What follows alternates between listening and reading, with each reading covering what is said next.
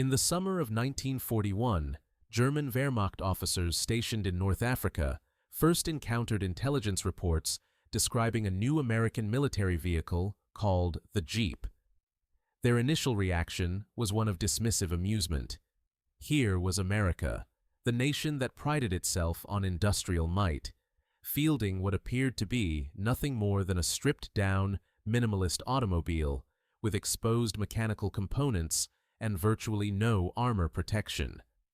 Compared to Germany's purposefully engineered military vehicles, designed with Teutonic precision and military doctrine in mind, this American contraption seemed laughably primitive.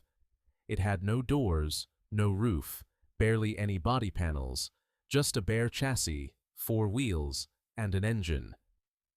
To German military minds trained in the traditions of Prussian engineering excellence, the Jeep appeared to be exactly what they expected from American industry: mass-produced, cheap, unsophisticated, and ultimately inferior to German craftsmanship. Yet, by 1945, as the Third Reich crumbled and Allied forces closed in from all directions, those same German soldiers who had once mocked the Jeep now considered captured American Jeeps to be the most valuable pieces of equipment on any battlefield. German units would abandon their own vehicles to seize Jeeps. Reconnaissance teams specifically requested them. Elite commando units demanded them for special operations. Even high-ranking German officers admitted in prisoner interrogations that they preferred captured Jeeps to any vehicle in the Wehrmacht's own inventory. The transformation in German attitudes toward this humble American vehicle represents one of the most remarkable reversals of military opinion in the entire war, and tells a larger story about how American industrial power, logistics superiority, and a fundamentally different approach to military engineering ultimately overwhelmed the German war machine. This is the untold story of how the Jeep evolved from an object of German ridicule to the most desired piece of captured equipment in the European theater of operations. It is a story that encompasses technology, psychology, logistics, combat operations, and the clash of two radically different military philosophies. More than just the history of a vehicle, it is the story of how American mass production defeated German precision engineering, how reliability triumphed over sophistication, and how a quarter-ton utility vehicle became a symbol of Allied industrial dominance that shattered German confidence and helped win World War II. To understand the Jeep's impact on German military thinking, we must first understand its origins. In July 1940, with war raging across Europe and France falling to German blitzkrieg tactics, the United States Army recognized a critical deficiency in its equipment inventory. The military needed a lightweight reconnaissance vehicle that could traverse rough terrain, maintain communications between units, transport personnel and supplies, and perform dozens of other tasks on a rapidly moving battlefield. The Army had observed how German forces used motorcycles and light vehicles for reconnaissance and rapid movement, and American commanders knew they needed something comparable, but uniquely suited to American tactical doctrine and industrial capabilities. The Army issued a nearly impossible set of requirements to American automotive manufacturers: design and produce a vehicle weighing no more than 1,300 pounds, capable of carrying a 600-pound payload, with 4-wheel drive, a fold-down windshield, 3 seats, and a mounted machine gun. Furthermore, and this was the truly audacious part, the Army wanted a working prototype delivered in just 49 days, with production models to follow immediately thereafter. In 1940, this timeline was considered insane by conventional automotive industry standards. Designing a completely new vehicle typically took years, not weeks. Only 3 companies rose to the challenge: Willys Overland Motors, Ford Motor Company, and American Bantam Car Company. American Bantam, despite being the smallest of the 3, delivered the first prototype. However, it was Willys Overland that ultimately won the primary contract with their design, which featured a more powerful Go Devil engine producing 60 horsepower at 4,000 RPM. Ford Motor Company would also produce an essentially identical vehicle under license. The result was designated the Willys MB and Ford GPW, but to soldiers it would always be known simply as the Jeep, a name whose origins remain debated, but which possibly derived from the pronunciation of GP, general purpose, or from a character in the Popeye comic strip. The specifications of the final production Jeep were impressive by 1941 standards. It weighed approximately 2,450 pounds fully equipped. The Army's original weight requirement proved unrealistic, measured 132 inches long and 62 inches wide, had an 80-inch wheelbase, and could ford water up to 18 inches deep. Its four-cylinder engine displaced 134.2 cubic inches and produced 60 horsepower, not impressive by civilian automobile standards, but more than adequate for military purposes. The vehicle had a maximum speed of approximately 65 miles per hour on paved roads, though its true capability lay in off-road performance. It featured a two-speed transfer case allowing selection between two-wheel and four-wheel drive, with high and low ranges for different terrain and load conditions. Ground clearance of 8.75 inches allowed it to traverse obstacles that would stop conventional automobiles. But these specifications only hint at what made the Jeep revolutionary. The vehicle's design philosophy represented a fundamental departure from European military vehicle thinking. Where German engineers designed purpose-specific vehicles for particular military roles, American engineers designed one supremely adaptable platform that could fulfill dozens of roles through the use of simple modifications and attachments. The Jeep could be a reconnaissance vehicle, an ambulance, a command car, a weapons carrier, a wire-laying vehicle, a firefighting truck, a snowplow, a tractor, or virtually anything else commanders needed. This versatility came not from complex, sophisticated engineering, but from brilliant simplicity and standardization.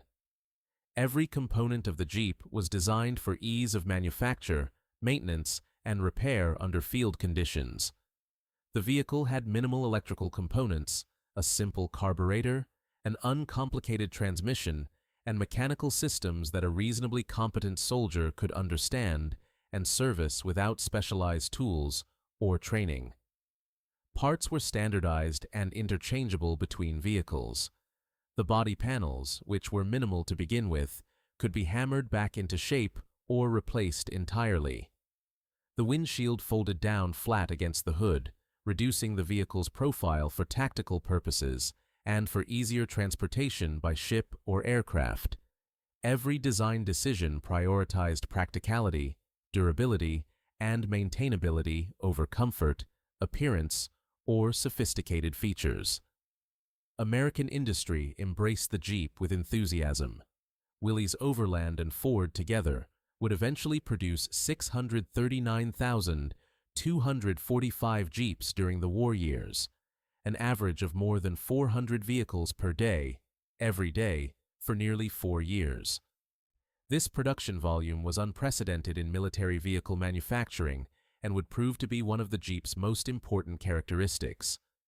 But in 1941, as the first Jeeps began reaching American units, German military observers saw only a crude, uncomfortable, unsophisticated vehicle that seemed to embody everything they believed about American industrial products: mass-produced, standardized, and cheaply made. To understand why German soldiers initially mocked the Jeep, we must understand the cultural and military context that shaped German attitudes toward military equipment in the early war years.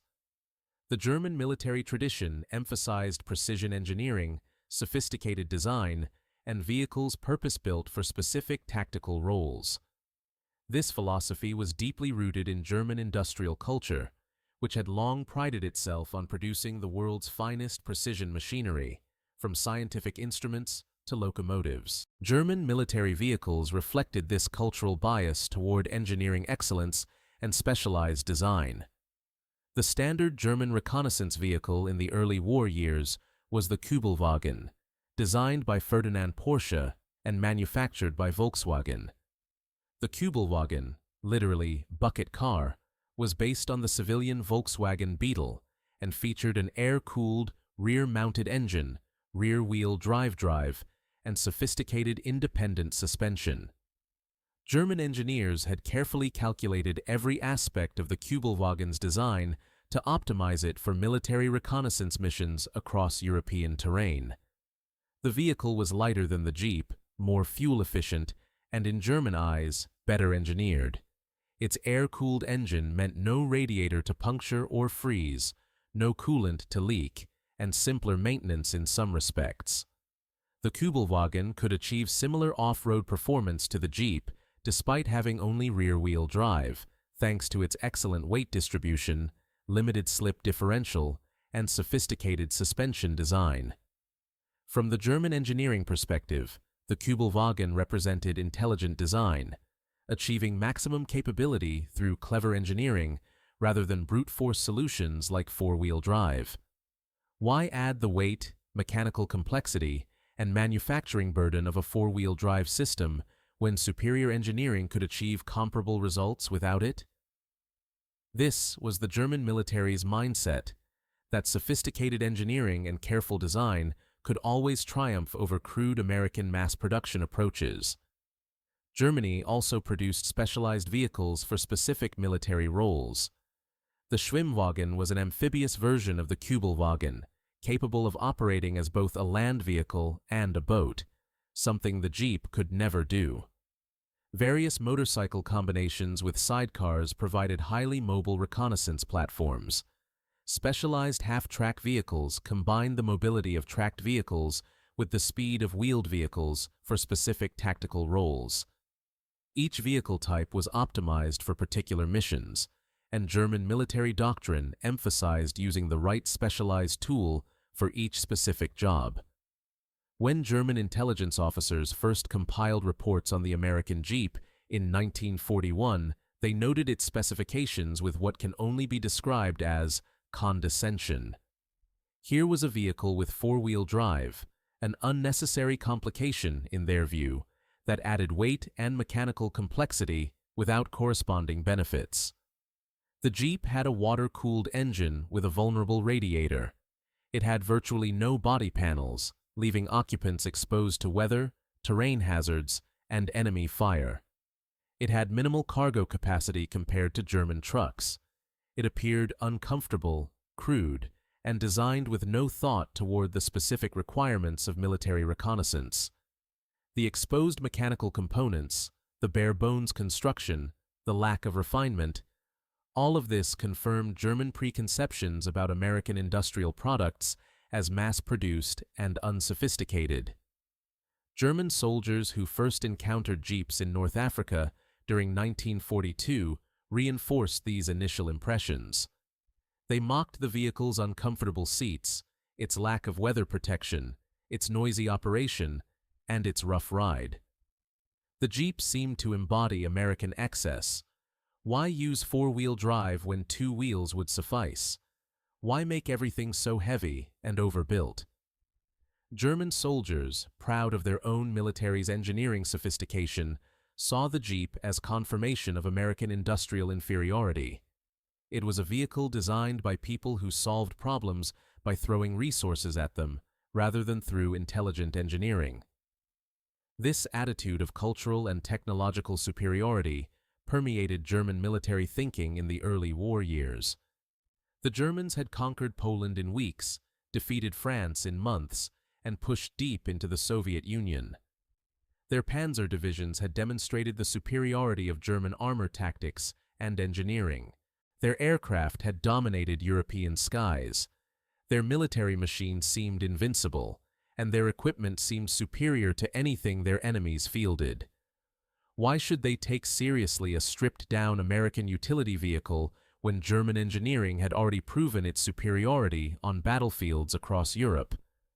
Furthermore, German military intelligence significantly underestimated American industrial capacity in 1941 and early 1942.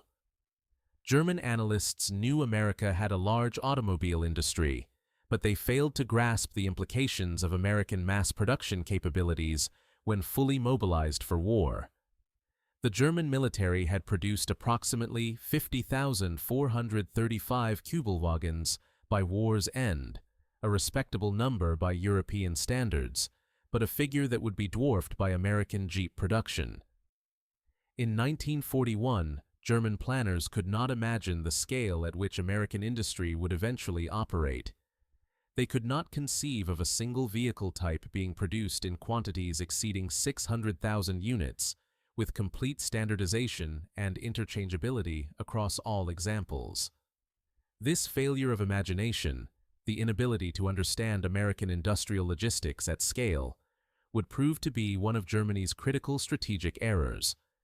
But in 1941, German soldiers saw only what appeared to be an inferior vehicle and had no reason to question their initial dismissive assessment. The Jeep was a curiosity, perhaps useful for American forces who lacked the engineering sophistication to produce proper military vehicles, but certainly nothing that would challenge German military superiority. The German Wehrmacht's first significant battlefield encounters with American Jeeps occurred in North Africa during Operation Torch in November 1942 and the subsequent Tunisia campaign that lasted through May 1943. These operations would fundamentally alter German perceptions of both the Jeep and American military capabilities more broadly. Operation Torch involved Allied landings in Morocco and Algeria, bringing American forces into direct combat against German and Italian troops for the first time in the European theater. American units arrived with thousands of Jeeps, which immediately became ubiquitous across the North African battlefield. German forces, already engaged in desperate fighting against British forces in Egypt and Libya, now faced a fresh American army equipped with seemingly endless quantities of vehicles and supplies. The North African desert proved to be an ideal testing ground for the Jeep versus Kübelwagen comparison. The terrain was harsh, unforgiving, and varied, from coastal roads to rocky wadis to soft sand dunes. Dust, heat, and limited water created maintenance challenges for all vehicles. The distances involved were vast, stretching supply lines to their limits. In this environment, the true characteristics of both vehicles became apparent through the harsh lens of combat reality. German soldiers quickly discovered that while the Kübelwagen was indeed an excellent vehicle under many conditions, it had critical limitations in the North African environment. The rear-wheel drive configuration, while adequate on firm ground, proved problematic in soft sand, where the Kübelwagen would frequently become stuck. The air-cooled engine, which German engineers had considered an advantage, proved vulnerable to sand and dust infiltration, causing accelerated wear and frequent breakdowns. The Kübelwagen's lighter construction, while improving fuel efficiency, meant more frequent mechanical failures under the sustained stress of desert operations. Most critically, German forces never had enough Kübelwagens to meet their operational needs, and replacement vehicles and spare parts became increasingly scarce as Allied air superiority and naval interdiction disrupted Axis supply lines. The Jeep, by contrast, demonstrated characteristics that German soldiers had not anticipated. The four-wheel drive system, which Germans had initially dismissed as over-engineered, proved invaluable in soft sand and rough terrain. Where Kübelwagens became stuck and required pushing or towing, Jeeps simply shifted into four-wheel drive low range and continued moving. The water-cooled engine, despite having a vulnerable radiator, actually proved more reliable in sustained high-temperature operations than the Kübelwagen's air-cooled power plant.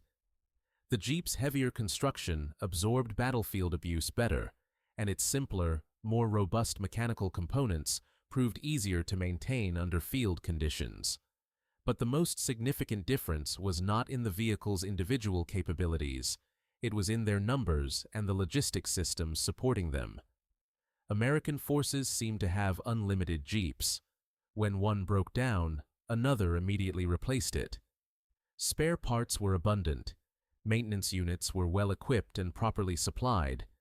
German soldiers observed with growing amazement that Americans would sometimes abandon perfectly serviceable Jeeps simply because of minor mechanical issues, knowing they could easily obtain replacements.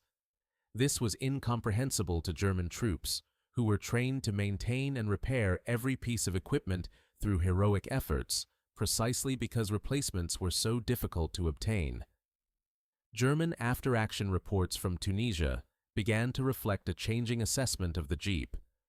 Officers noted that American reconnaissance units were more mobile than comparable German units, not because of superior tactical skills, but because they had more vehicles that were more reliably operational. American artillery units could displace and reposition faster because they had Jeeps to tow their guns and transport ammunition. American infantry battalions had far greater tactical mobility because Jeeps provided organic transport at the company and platoon level. American command and control was more responsive because Jeeps allowed officers to move quickly between units and maintain communications. The Tunisia campaign culminated in May 1943 with the surrender of all remaining Axis forces in North Africa, approximately 275,000 German and Italian troops. In the aftermath, Allied intelligence officers conducted extensive interrogations of captured German soldiers and officers.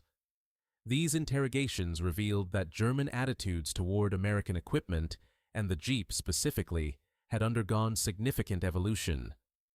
While German soldiers still respected their own equipment's engineering sophistication, they increasingly acknowledged that American equipment worked, was available in abundance, and was supported by a logistics system of staggering capability.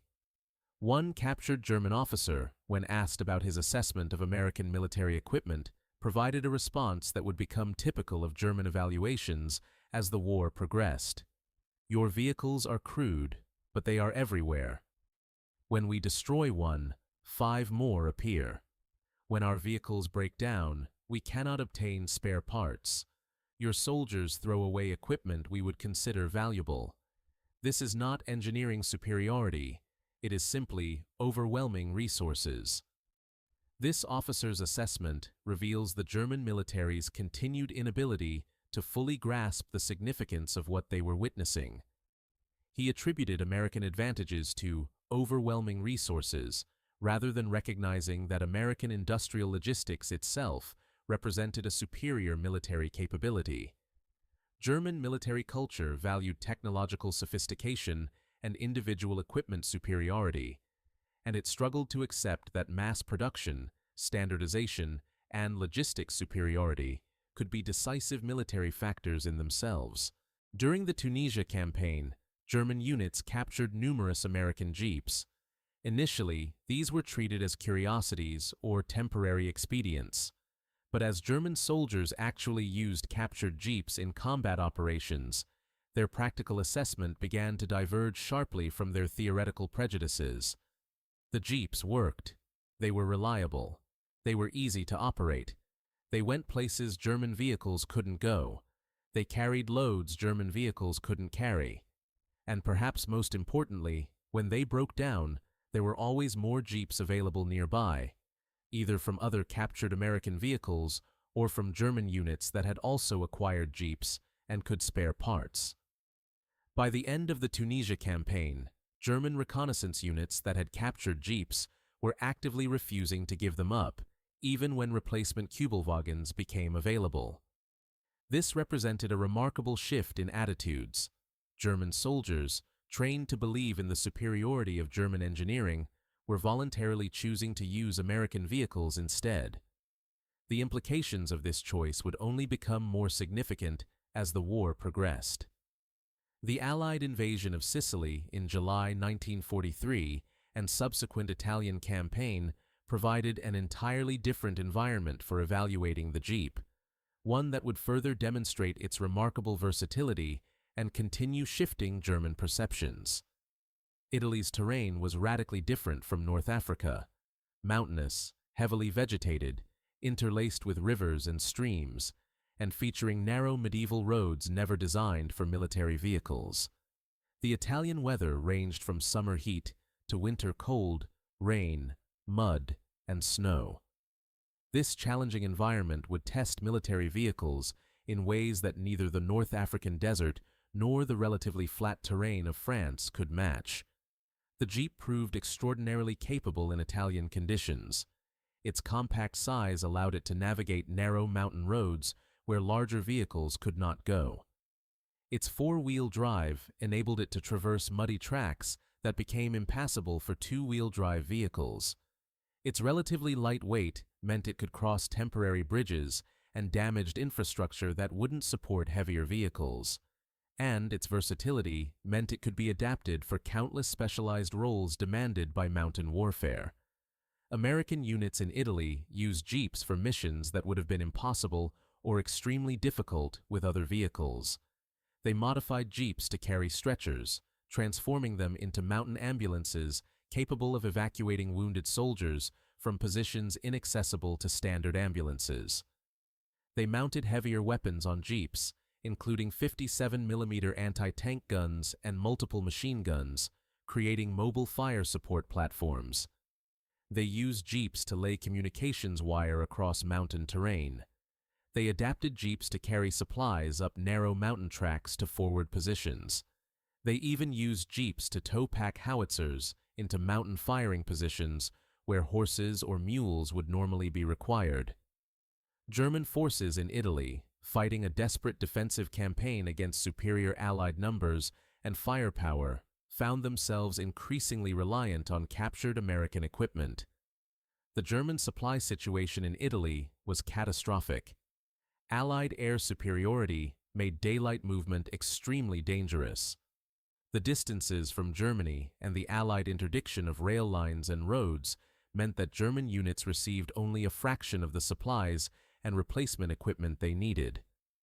Under these circumstances, captured American equipment became not merely useful, but essential to German combat operations.